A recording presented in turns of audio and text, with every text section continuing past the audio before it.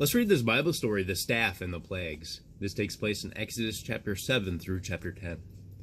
The Lord said to Moses and Aaron, "When Pharaoh says to you, 'Perform a miracle,' then say to Aaron, 'Take your staff and throw it down before Pharaoh, and it will become a snake.'"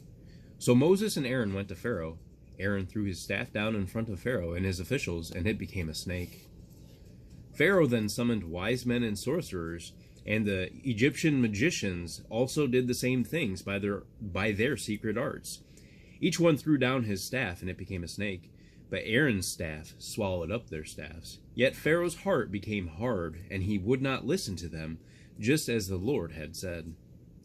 Then the Lord said to Moses, "Pharaoh's heart is unyielding. He refuses to let the people go.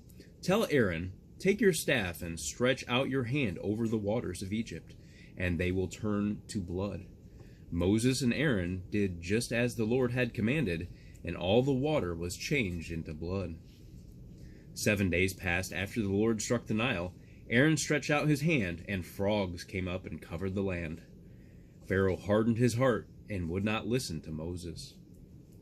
When Aaron stretched out his hand with the staff and struck the dust of the ground, gnats came upon men and animals, but Pharaoh's heart was hard, and he would not listen. The Lord said to Moses, "Confront Pharaoh as he goes to the water, and say to him, 'I will send swarms of flies. On the day I will deal differently in the land of Goshen, where my people live. No swarms of flies will be there. I will make a distinction between my people and your people.' Dense swarms of flies poured into Pharaoh's palace and into the houses of his officials and throughout Egypt. But Pharaoh still refused to let the Israelites go, and a terrible plague killed all the livestock in Egypt.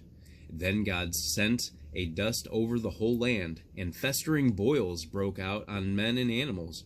He sent thunder and hail, which struck men and animals. An east wind blew across the land, and locusts covered the ground. But the land of Goshen was spared each time. Then the Lord said to Moses, "Stretch out your hand toward the sky, and darkness will spread over Egypt."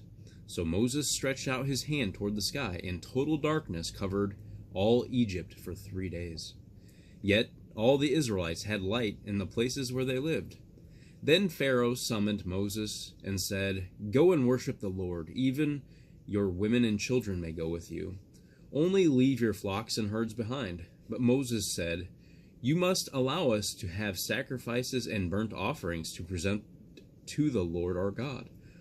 But the Lord hardened Pharaoh's heart, and he was not willing to let them go. And Pharaoh said to Moses, "Get out of my sight." Understanding the story. Pharaoh's wise men can duplicate Aaron's feat. Anyone can bring plagues into the world. The challenge is to end them. The timing of the plagues and the fact that Goshen is always spared are both evidence of divine intervention. God challenges and defeats the religious system in Egypt. Thank you, Lord, for your word, and thank you. Come on back and we'll do it again.